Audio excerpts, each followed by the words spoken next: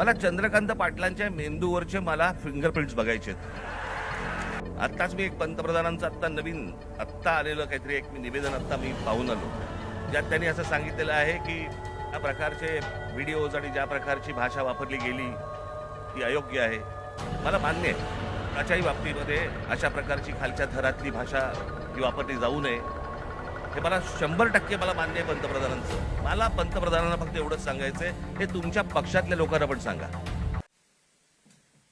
इथे जमलेल्या विद्यार्थ्यांनो आणि कधी काळी विद्यार्थी असलेल्यांनो,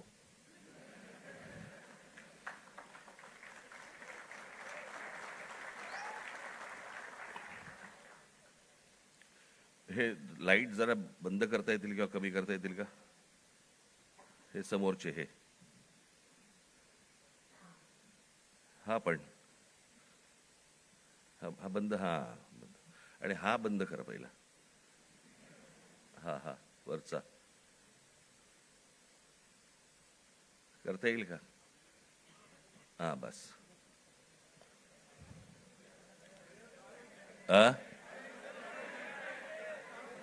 बघायला आलात का ऐकायला? बंद कमी कर रे भाऊ, मला डोकं दुखायला लागतं. आज विद्यार्थी सेनेचा वर्धापन दिन. खूप वर्ष झाली माझी राजकारणाची सुरुवातच ही विद्यार्थी सेनेतून झाली आणि त्याच्यातनं काम करत करत करत करत घडत घडत घडत घडत आज इथपर्यंत आलो. अमित आणि त्याचे सगळे सहकारी उत्तम काम करतील अशी अपेक्षा आहे, आशा आहे.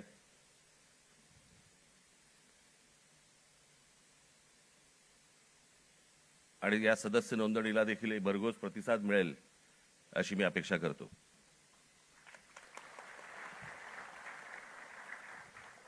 आज एवढ्या मोठ्या आंदोलनानंतर आज इतक्या लगेच विद्यार्थ्यांच्या आंदोलनानंतर लगेच इतक्या लवकर विद्यार्थी सेनेचा वर्धापन दिन आलाय.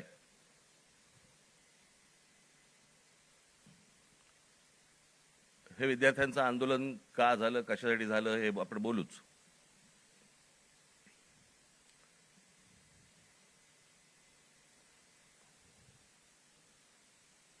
परंतु मी ज्या वेळेला कामाला सुरुवात केली त्यावेळेला काळ वेगळा होता, विषय वेगळे होते. आत्ताचे विषय वेगळे आहेत. त्यावेळेचा तरुण वेगळा होता, आत्ताचा तरुण वेगळा आहे. तेव्हाचे विद्यार्थी वेगळे होते, आत्ताचे विद्यार्थी वेगळे आहेत.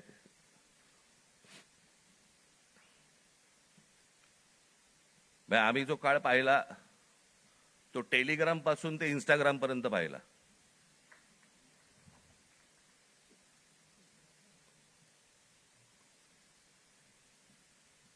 आणि आत्ताच्या ह्या सगळ्या काय ती काय जेनझी म्हणजे 97 पासून जे जन्माला आले ते 2011 पर्यंतचे, बरोबर ना? 12 पर्यंत तेच ते.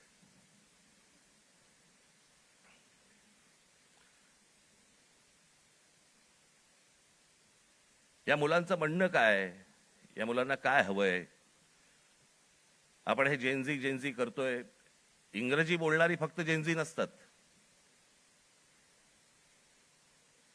माझी विद्यार्थी सेनेच्या सर्व सहकार्यांना माझी विनंती आहे, जेनझी 97 नंतर जन्माला आलेले 2011 पर्यंत 12 पर्यंतची मुलं ही महाराष्ट्राच्या ग्रामीण भागात पण आहेत.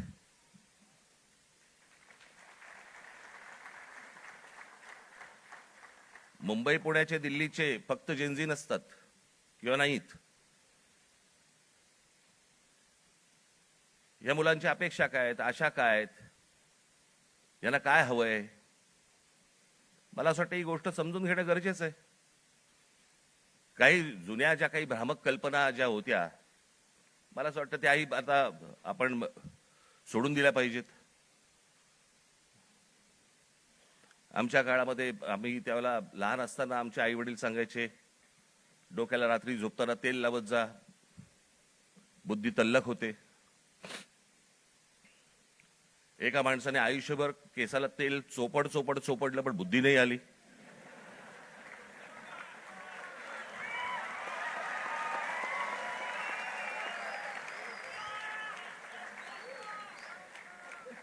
प्रत्येक केस स्वतंत्र उमेदवारासारखा उभा असतो.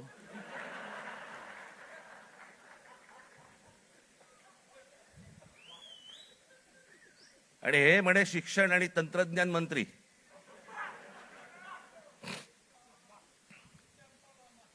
काय बोलतोय आपण? काय चाललंय? जग कुठे चाललंय? आपण काय बोलतो? आपण शिक्षण आणि तंत्रज्ञान त्याचा महाराष्ट्राचा मंत्री दगडावरच्या फुटप्रिंट्स, त्यांना फिंगरप्रिंट्स म्हणायच्या होत्या,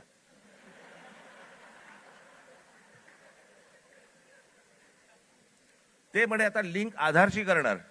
कसं?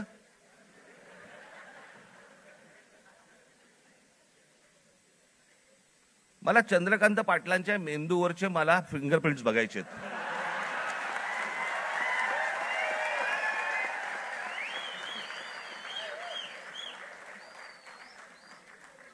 कोल्हापूरकरांनी ज्ञान मिळावं म्हणून या माणसाला कोल्हापूरवरनं पुण्यात पाठवलं, जिकडे बाबा शिक्षणाचं बाहेरघर आहे. तिथेही काही नाही झालं. आता असे शिक्षण मंत्री म्हटल्यानंतर जेनझींचा पारा सणकणार की नाही सणकणार, चढणार की नाही चढणार, की ही अशी माणसं आमच्या नशिबी आणून तुम्ही ठेवली आहेत. आत्ताच मी एक पंतप्रधानांचं आत्ता आलेलं काहीतरी एक निवेदन मी पाहून आलो.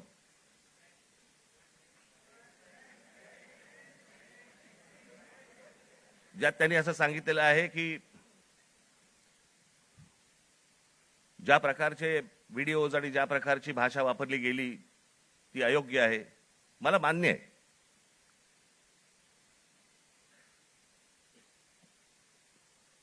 कोणाच्याही बाबतीमध्ये अशा प्रकारची खालच्या थरातली भाषा ही वापरली जाऊ नये, हे मला 100% मला मान्य आहे पंतप्रधानांचं. मला पंतप्रधानांना फक्त एवढंच सांगायचंय, हे तुमच्या पक्षातल्या लोकांना पण सांगा.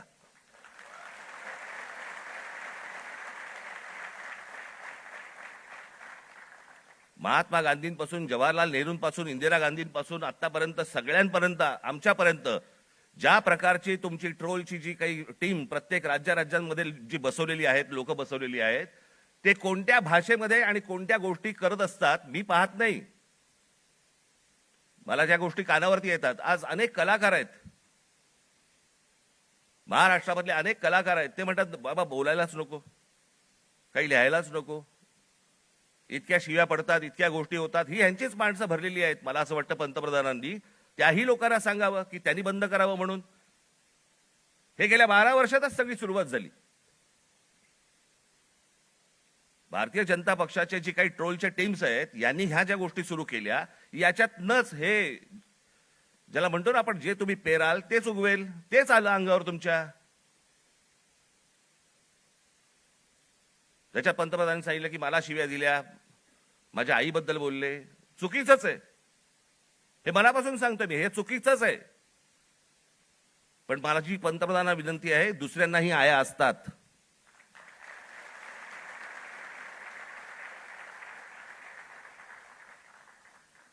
हे तुम्ही तुमच्या पक्षातल्या लोकांना देखील हे सांगितलं पाहिजे की तुम्ही मर्यादा पाळल्या पाहिजेत.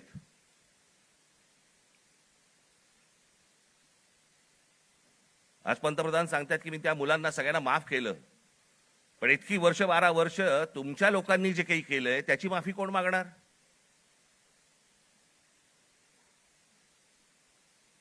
जे विद्यार्थी तरुण तिकडे जंतर मंतरला बसले होते, त्यांची डोकी फोडली, ज्यांना लाठ्या काठ्या मारल्या, त्याचे आदेश देणारे जे लोक होते ते कधी माफी मागणार?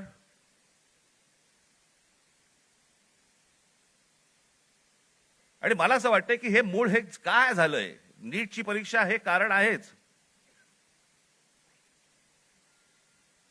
पण हे प्रत्येक ठिकाणी त्याला जो काही रिस्पॉन्स मिळाला, सगळेच काही विद्यार्थी होते आणि तरुण होते, अनेक जे विद्यार्थी दशेतनं बाहेर आलेले आहेत, अनेक तरुण होते, अनेक तरुणी होत्या. हे का आले रस्त्यावरती? याचं कारण सभोवतालचं वातावरण. आज अनेकांना वाटलं की हे फक्त नीटची परीक्षेचे पेपर फुटले, हे कारण होतं त्या आंदोलनाचं. पण त्या आंदोलनाने जे रौद्र स्वरूप धारण केलं त्याचं कारण हे आजूबाजूचं इतक्या वर्षांचं साचलेलं जे काही आहे ना, मला फुटपाथवरनं चालता येत नाही, माझ्याकडे पाणी तुंबलेलं असतं, आमच्याकडे बागा नाहीत, माझ्या लहान मुलांना खेळायला व्हायला मैदानं नाहीत, बाहेर कुठे घेऊन जायला जागा नाही, शिक्षण झालंय, नोकऱ्या मिळत नाहीयेत, सगळ्या कंपन्या खासगी लोकांना दिल्या जात आहेत, एकाच उद्योगपतीवरती मेहरबानी सुरू आहे, त्यालाच सगळी जंगलं दिली जात आहेत, त्यालाच सगळ्या जागा दिल्या जात आहेत. जेव्हा कधी बघावं तेव्हा या देशामध्ये फक्त निवडणुकाच सुरू आहेत, आमदार खासदार फोडले जात आहेत, 50-50, 100-100 कोटी. डिजिटल इंडिया, तुमच्याकडचे पैसे हे सगळे काय ते सगळे काय डिजिटलाइज केलेत वगैरे वगैरे काय काय काय काय ज्या गोष्टी सगळ्या आता झाल्या. भैया आमदार खासदार फुटतात त्यावेळेला कुठे कार्ड कुठे स्वाईप करतात?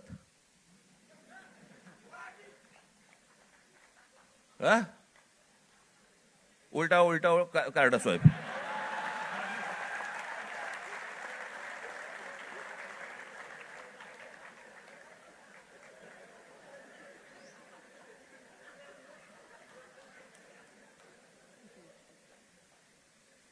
पैसे कुठे देतात मग?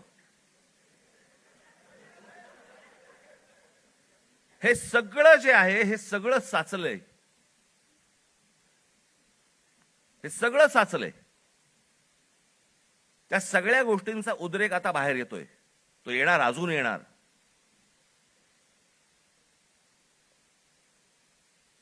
हा विषय कोणाला तरी सत्तेवरनं खाली खेचणं आणि कोणाला तरी सत्तेवरती आणणं हा एवढ्यापुरता मामूली विषय नाहीये, हा देशाचा विषय आहे.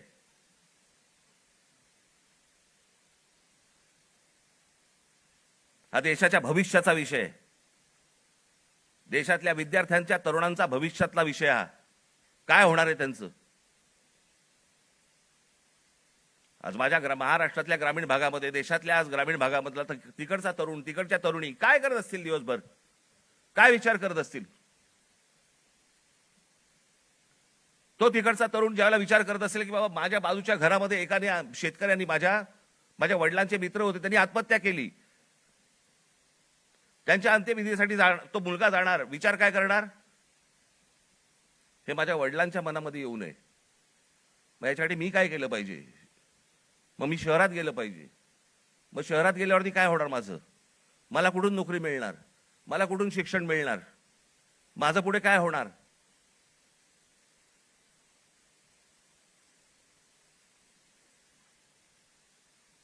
आज शहरांची परिस्थिती बघा. या सरकारने येऊन सांगितलं होतं आम्ही स्मार्ट सिटी करणार. कुठे आहेत त्या स्मार्ट सिटीज? आमच्याकडे रस्ते, पूल, जे काय ब्रिजेस जे काय बांधले जात आहेत, आपण त्याला विकास म्हणतोय. आपली शहरं ही राहण्यायोग्य आहेत का? इथपासून सगळी सुरुवात आहे ना. जर शहरातल्या लोकांना राहायला जर समजा त्रास होत असेल तर महाराष्ट्रातल्या, देशातल्या ग्रामीण भागामधनं जी लोक शहरामध्ये येत आहेत, कुठे राहणार आहेत? काय होणार या शहरांचं?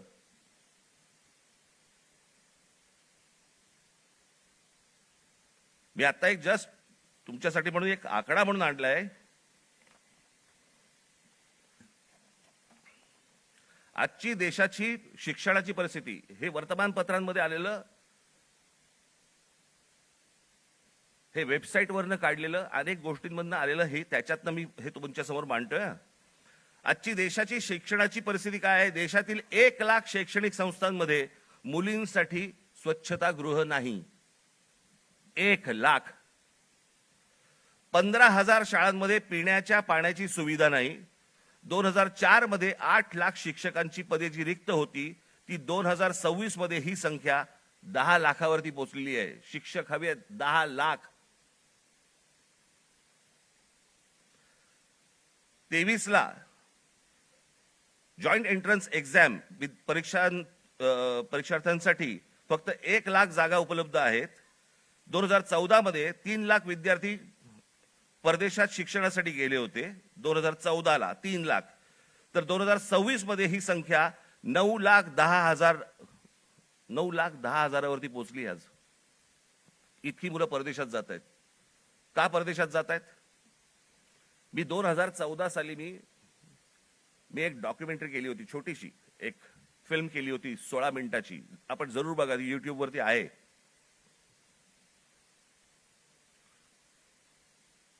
त्याच्यामध्ये मी म्हटलं होतं की शिक्षण इथे पण मिळू शकतं, नोकरी कदाचित इथेही मिळू शकते. ही मुलं परदेशात का जात आहेत?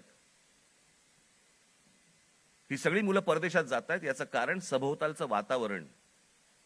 मी माझ्या घरातनं बाहेर पडल्यावरती मला आनंद मिळाला पाहिजे की मी काय शहरामध्ये राहतोय, काय सुंदर रस्ते आहेत, काय चांगले फुटपाथ आहेत, काय चांगल्या बागा आहेत, काय चांगली मैदान आहेत, स्पोर्ट्स कॉम्प्लेक्स आहे. मला प्रत्येक गोष्टीला वाव आहे. मग आमच्याकडे ही गोष्ट का नाहीये? आज कित्येक चित्रकार, कित्येक खेळाडू आज आमच्या ग्रामीण भागामध्ये आहेत. वावच नाही. काय करायचं पुढे माहिती नाही, कोणाला भेटायचं कल्पना नाही. हे जे सगळं साचलंय ना, हे साचलेलं सगळं बाहेर येतंय. नीटचे पेपर फुटण्याचा राग आहेच, पण हे जे बाकीचं जे साचून ठेवलेलं आहे ना, त्याचं काय करणार आहात?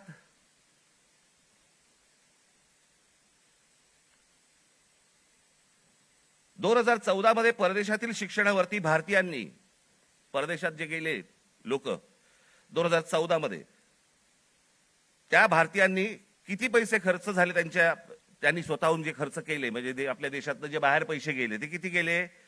तर ते 79,500 कोटी खर्च झाले. 79,500 कोटी. आज हा खर्च वाढून, आज 2026 मधली गोष्ट बोलतोय, किती वरती गेलाय? तर तो 5,85,000 कोटीवरती गेलाय. म्हणजे 5,85,000 कोटी हे आपल्या देशातनं आपली मुलं बाहेर शिक्षणासाठी गेलेत, त्यांच्या आई वडिलांनी जो खर्च केलाय तो 5,85,000 कोटी आपल्याकडनं परदेशात गेलेले आहेत. हजारो उद्योगपती, हा तर लोकसभेमधला आकडा आहे, हजारो उद्योगपती आपला सगळा बोजा बिस्तारा गुंडाळून परदेशात निघून गेलेत.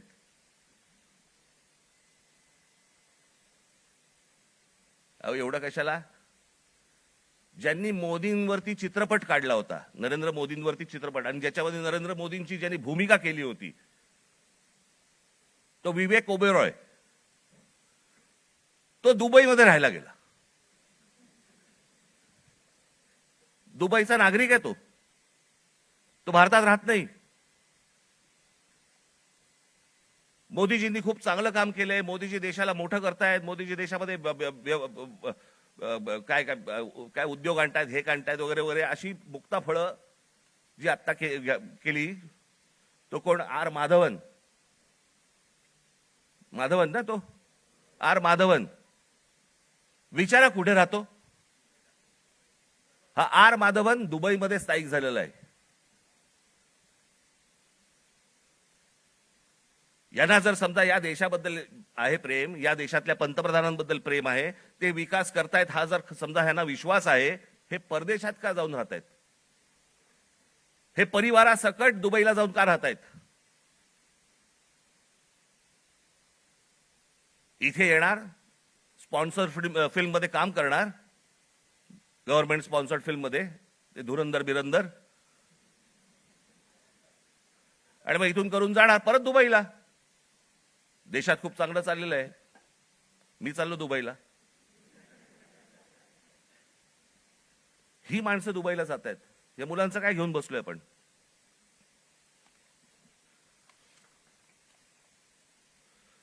दोन 2004 मध्ये काँग्रेस सरकार ज्या वेळेला होतं त्यावेळेला शिक्षणावरती खर्च किती होता?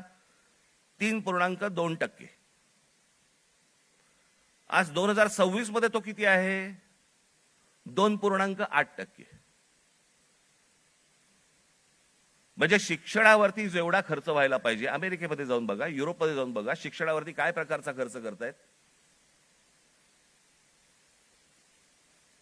आज त्या मुलांना, त्या विद्यार्थ्यांना, त्या मुलांना त्यांची स्वप्न, त्यांना काय म्हणायचंय, त्यांना काय सांगायचंय, त्या प्रत्येक गोष्टींसाठी, प्रत्येक स्वप्नांसाठी त्यांच्याकडे वाट आहेत. आज पंतप्रधान सांगतायत, त्यांच्या निवेदनामध्ये बोललेत की ही विद्यार्थी हे सगळे जे आहेत हे चुकीच्या रस्त्यावरती भरकटलेले आहेत. चुकीच्या रस्त्यावरती. मी एक ओशोंचं एक वाक्य ऐकलं, मी वाचलं होतं ज्यावेळेला मी, त्यातलं एक वाक्य होतं ओशोंचं, फार छान वाक्य होतं. आणि त्याच्यामध्ये असं म्हणाले ते कि कौन कहता है कि इस देश का युवक गलत रास्ते पे भटक रहा है. रास्ता बनाने वालों ने ही अगर गलत रास्ता बनाया है तो युवकों को क्यों टोकते हो.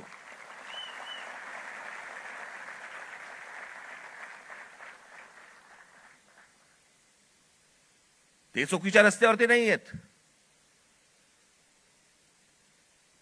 त्यांच्या आशा, अपेक्षा, महत्वाकांक्षा या सगळ्या मारल्या जात आहेत.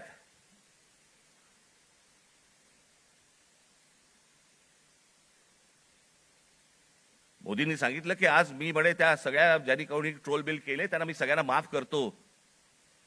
या नीटच्या परीक्षांचे पेपर फुटल्यानंतर ज्या मुलांनी आत्महत्या केल्या त्यांच्या आई वडिलांची कोण माफी मागणार.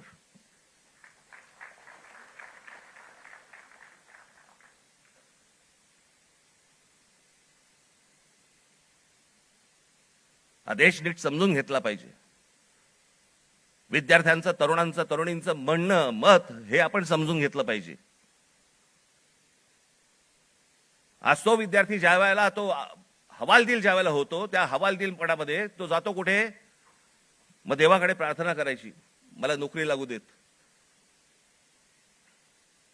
मला काम मिळू देत, मला पैसे मिळू देत, नोकरी लागल्यावर माझं लग्न होऊ देत. त्याची स्वप्न असतात. मग तो विचार करतो की बाबा देवळात जाऊ, आपण देवासमोर नतमस्तक होऊ. त्याच्या लक्षात येतं अरे त्या देवळातच चोऱ्या व्हायला लागल्यात.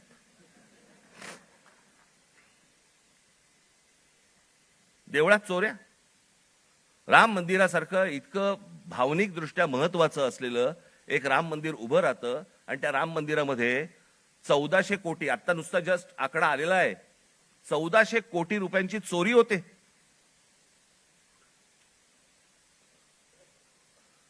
आणि याच्यावरनं सरकारमध्ये असलेले कोणीही त्याच्यावरती बोलायला तयार होत नाहीत. राम मंदिरावरती मतं मागताना बरोबर गेलात तुम्ही, मग ज्या वेळेला 1400 कोटी रुपयांची चोरी झाली, पंतप्रधान स्वतः एकटे गेले होते, सगळेजण बाजूला उभे होते, स्वतः एकट्याने जाऊन तिकडे जाऊन पूजा केली, प्रतिष्ठापना केली, सगळ्या गोष्टी केल्या. पंतप्रधानांनी याच्यावरती बोलायला नको राम मंदिराच्या चोरीबद्दल. का त्या अयोध्येमधनं एक खासदार निवडून नाही आला म्हणून आमचा संबंध तुटला, असं आहे.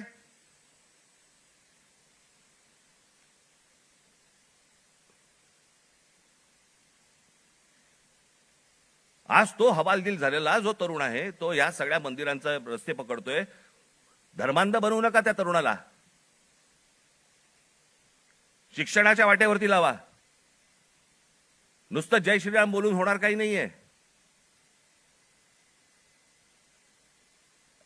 आज अनेक गोरक्षक गाड्या पकडतायत, गायी पकडतायत, सगळ्या पकडतायत. आणि हेच आमचेच पंतप्रधान ऑस्ट्रेलियामध्ये जाऊन सांगतायत की बीफ एक्सपोर्ट मध्ये भारत हा 1 नंबरचा देश आहे. बीफ एक्सपोर्ट मध्ये ते कापल्याशिवाय होणार आहे का एक्सपोर्ट मध्ये आपण 1 नंबरचे. मग त्या गोरक्षकांचं काय करायचं. आपण करतोय काय, देश चाललाय कुठे, देश काय विचार करतोय, काय कशाचा कशाला ताळमेळ नाही. बस दिसली जमीन की दे अदानीला, दिसलं जंगल की दे अदानीला. आम्ही काही ह्या सगळ्या गोष्टींचे काय फक्त टीका करण्यासाठी हा विषय नाहीये. मला असं वाटतं ही गोष्ट परिस्थिती समजून घेणं गरजेचं आहे की या देशामध्ये काय सुरू आहे आणि काय घडतंय. मी आज अजून एक गोष्ट तुमच्या समोर आणणार आहे. माझे पत्रकार बांधव इथे आलेले असतील, तुम्ही विचार करा, आपण जातो, श्रद्धेने जातो, मंदिरात जातो, आपण काही दानपेटीमध्ये टाकतो, ज्याच्यावरती या देशाच्या सगळ्या मंदिरांमध्ये लाखो कोटी रुपये जमा होतात. काय होतात, त्याचं काय होतं काय नाही माहित नाही. त्याचे ट्रस्ट असतात, त्याचे ट्रस्टी असतात सगळे, मग त्याच्यातनं आपल्याला कळतं चोऱ्या होत आहेत. आता हे प्रकरण घ्या. पत्र आहे प्रति माननीय श्री एकनाथ शिंदे साहेब, उपमुख्यमंत्री महाराष्ट्र राज्य. विषय सिद्धिविनायक मंदिर न्यास मधील दानपेटीतील चोरीबाबत वरिष्ठ पातळीवरती चौकशी करण्याबाबत. जिथे आपण श्रद्धेने जातो, जिथे दानपेटीमध्ये आपल्याकडे भाविक जातात आणि पैसे टाकतात,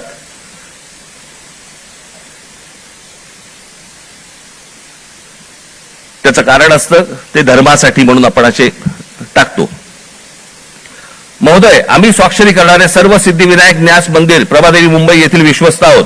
साहेब, आपण विश्वासाने आमची संबंधित ट्रस्टवरती सदस्य म्हणून नियुक्ती केली असून आपल्या विश्वासाला पात्र राहण्याचा आम्ही प्रामाणिकपणे प्रयत्न करत आहोत. भाषा पण बघा, मंदिर आहे का कंपनी येतेच कळत नाही मला. त्यामुळे मंदिरात गेल्या 1.5 वर्षाच्या कालावधीत विविध उपाययोजना राबविताना मंदिराची मिळकत 35% जादा वाढविण्यात आम्ही काही प्रमाणात यशस्वी झालो आहोत. मिळकत तुम्ही कसे यशस्वी झालात? असो. महोदय, विश्वस्तांच्या सतर्कतेमुळे मंदिरातल्या दानपेटीतून पैसे चोरणारे कर्मचारी पकडले गेलेले आहेत. हे कर्मचारी पकडण्यापूर्वी दर बुधवारी मंदिरातल्या दानपेटीतील रकमेची मोजदाद ही 50 लाख रुपयाच्या आत होती. मात्र हे कर्मचारी पकडल्यानंतर गेले 3 आठवड्याची दानपेटी रक्कम ही 1.5 कोटी रुपयांच्या घरात पोहोचली आहे.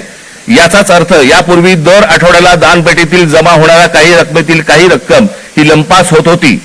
त्यामुळे दरवर्षी सुमारे 18 कोटी रुपयांचे मंदिराचे नुकसान होत होते. याचे धागेदोरे वरिष्ठ पातळीवर आहेत असा आमचा ठाम संशय आहे.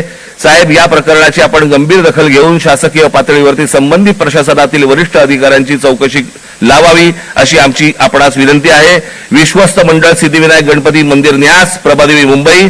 राहुल हे सगळ्यांनी सह्या केल्या आहेत.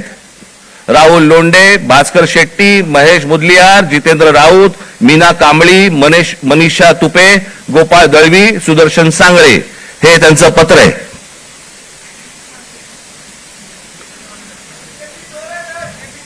हे सगळं म्हणजे 18 कोटी रुपये दर वर्षाचे सिद्धिविनायक मंदिरामधून चोरी होतीये. आपण भाबडेपणाने, भाविकपणे आपण तिकडे जातोय, दानपेटीमध्ये आपण टाकतोय. हे असल्या चोऱ्या होत आहेत. ही माणसं सगळी मंदिरं लुटतायत.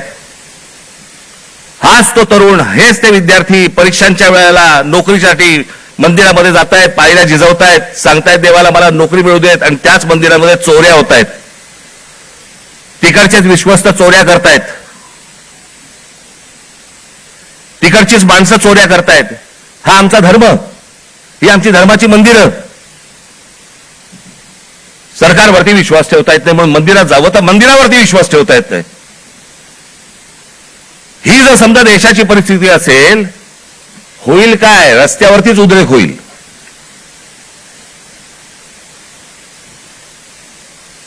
राजकारण सोडून द्या बाजूला. मला असं वाटतं या सगळ्या गोष्टींचा सामूहिक देशाचा म्हणून, राज्याचा म्हणून आपण विचार करणं गरजेचं आहे सर्वांनी मिळून.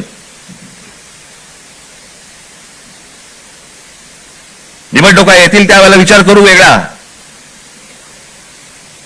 पण आज काय परिस्थिती आहे? हे का झालं? कशामुळे झालं? हा उद्रेक का झाला? मला असं वाटतं या गोष्टी समजून घ्यायला नको. अनेक बारीक बारीक बारीक बारीक त्याला लेयर्स आहेत, पापुत्रे आहेत. ते पापुत्रे चढत चढत चढत चढत त्याची वडी झालेली आहे. मला असं वाटतं ही गोष्ट सरकारने समजून घेणं गरजेचं आहे. आज मनातल्या तरुणांच्या, विद्यार्थ्यांच्या आशा, आकांक्षा, महत्वाकांक्षा या मला असं वाटतं विद्यार्थी सेनेने समजून घेणं गरजेचं आहे. नोंदणी होत राहील, पण त्यांची ते काय विचार करतायत मला असं वाटतं हे पाहणं गरजेचं आहे. याच्यामध्ये जर बदल झाला नाही, मी हीच गोष्ट एकदा मागे जेव्हा नीटचा पेपर फुटला होता 2016 साली, तेव्हा मी पंतप्रधानांना फोन केला होता आणि त्यांना मी सांगितलं होतं की म्हटलं हे तुम्ही स्वतः ह्याच्यामध्ये जातीने लक्ष घाला या प्रकरणामध्ये. म्हटलं देशातले शेतकरी आत्महत्या करतायत, हे मी 2016ला सांगितलं होतं. म्हटलं उद्या हे विद्यार्थी आत्महत्या करतील, आणि आज तेच घडलं. 21 विद्यार्थ्यांनी आत्महत्या केली.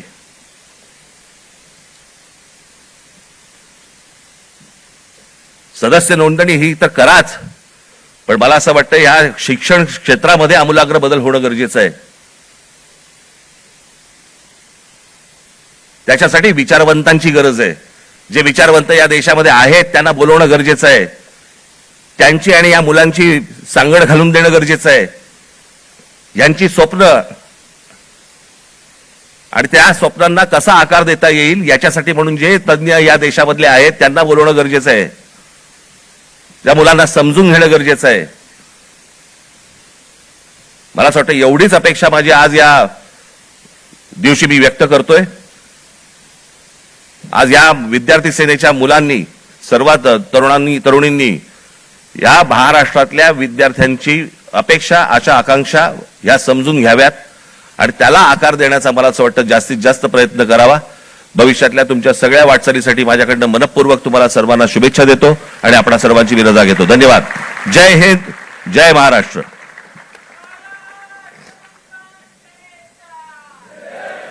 त्यानंतर महाराष्ट्र नवनिर्माण विद्यार्थी सेनेचे सरचिटणीस संदीपजी पासंगी आपणास विनंती करतो की आपण आभार प्रदर्शन करावे.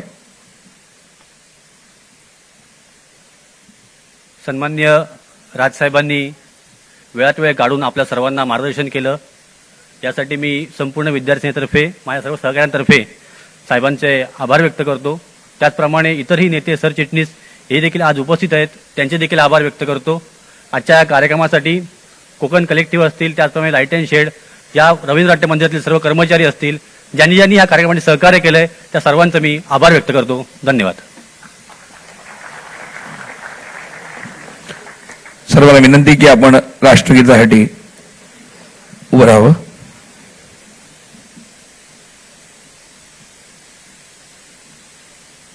जनगण मन अधिनायक जय हे भारत भाग्य विधाता. पंजाब सिंध गुजरात मराठा द्राविड उत्कल गंगा. विंध्य हिमाचल यमुना गंगा उच्चल जलधि तरंगा. तव शुभ नामे जागे, तव शुभ आशीष मागे. गाहे तव जय गाथा. जन गण मंगलदायक जय हे भारत भाग्य विधाता. जय हे, जय हे, जय हे, जय जय जय जय हे.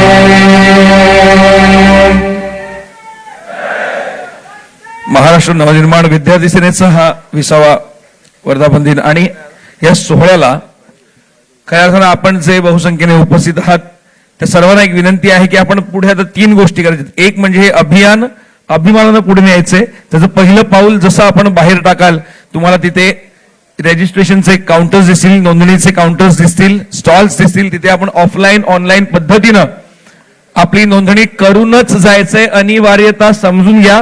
दुसरी गोष्ट ही फॉर्म घेऊन जायचे, त्या संपर्क जिल्हाध्यक्ष उपाध्यक्षांनी सदस्य नोंदणीचे ऑफलाईन फॉर्म